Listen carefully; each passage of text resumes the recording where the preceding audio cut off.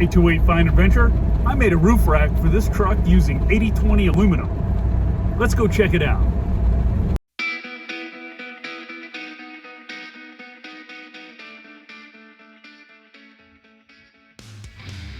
Well, it all started with these awesome roof rack corners made by U-Joint Off-Road. I see their vans scooting around a lot, and I love the rack that they have on the roof. They make one of the finest 4x4 Ford van conversions in the US.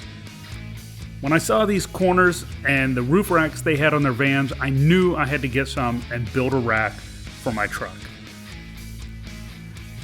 For my rack, I repurposed some 80/20 brackets that I had used on a previous traction board project for another vehicle. After that, I started gathering what I needed from different vendors, and I'll put links below under the video. As the project moved ahead, I took measurements multiple times and finally landed on roughly a 5 by 6 foot rack design. I wanted it to overhang the rear of the topper so that tall things I'm loading can rest on it and not the top. You can damage your top that way because of the third brake light that's on it. After I had settled on the exact measurements and series to use while compensating for the corners, I had the 10 series 80/20 cut to size. The whole rack is done in 10/20, which is 1 by 2 inches. Very, very strong. You can use a miter saw with the correct blade to cut the aluminum if you'd rather do it yourself, or order it cut to size from certain suppliers. And as usual, I'll put links below. Note, if you cut it yourself, it has to be exact, or everything will be out of square. And please, I plead with you, do not use a hacksaw. The brackets I chose to mount the rack to the top were made by Prinsu Design. I'll put a link below so you can check out that source as well, but you can also create your own brackets to attach it to your vehicle using 80/20 corner brackets bolted together. It's your choice. I probably could have gone both ways with it, but I was, looking at different things and coming up with ideas, and I went ahead and ordered these from Princeton. So after I got the 80/20 cut to the proper lengths, I started organizing the parts that I would need by counting and putting them in separate bags. You will be surprised by the amount of nuts and bolts it takes. And of course, I went through it several times, and then I changed my mind and I got different T-nuts to use and finally settled on what I needed. And when I had everything together, it just took a couple hours to assemble. For the front of the rack, I decided to create an aerodynamic piece to cut down on the wind noise, if any. I used 2 pieces of 10/12, which is curved, and some round 10 series tri-corners. I fastened those to the 10/20 with just regular T-nuts, and it looks great. I also wanted to say that there are many ways to join the corners of the roof rack together using 80/20 corner brackets, but I chose the U-Joint Off-Road ones because of the design and the strength. The 80/20 corner brackets are made to go on the inside of the corners, usually. So let's begin the assembly. First, I laid everything out on the floor and put down the parts I'll need, including tools, ratchet, socket, measuring tape, and all the single, double, and triple T-nuts and their corresponding bolts and washers. That way, everything was right there when I sat on the floor to put it together. Yes, double and triple T-nuts are always used to save time and add strength where possible. As you watch along, you will notice I used some brackets with some extra holes drilled in them. Those came from another project where I built some traction board mounts. I'll put a link below to that video along with another link to a truck bed slide I made, all using 80/20. I sped up the rest of the assembly until the end, where I mounted it on the truck so you feel free to skip ahead if you want to.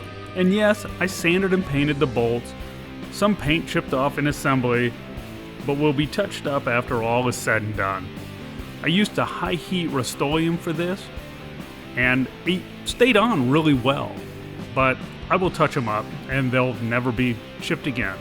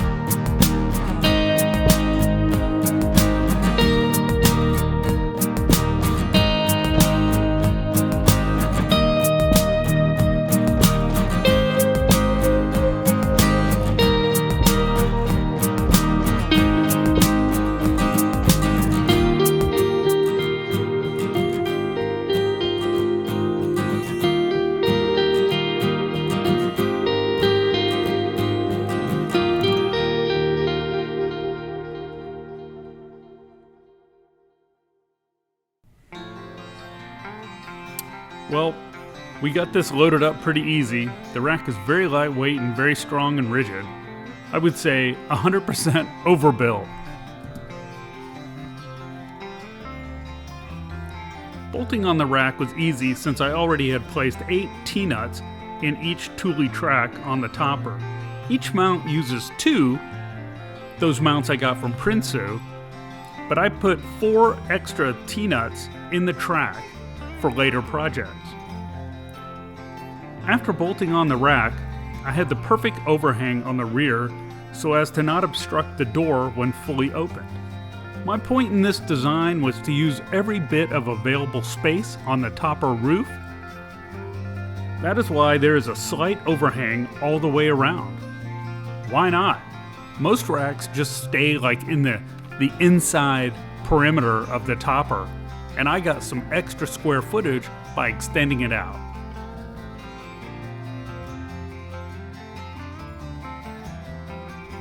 You know, I'm really happy at how well this came out and how strong it is, especially with the U-joint off-road corners. This roof rack is bomb-proof. It's very rigid, very strong, and very lightweight. I recommend anybody go this route. Well, here it is. Here's the finished rack. Why don't you tell me below in the comments what you think of this project? Let me know. Thanks. Take 12. Well, there you have it. The 80/20 roof rack that I've been working on for the last month. It installed really quick.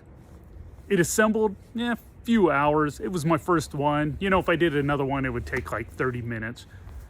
Anyways, it's super strong, super rigid. If you have any advice, please leave a comment below. I would really appreciate it. And if you would, please subscribe and hit the thumbs up button. I would really appreciate that. It really helps get new viewers for my videos. But anyways, stay tuned for more 80/20 projects and more Tundra projects. I really got some stuff coming. So stay tuned and I will see you next time. See ya.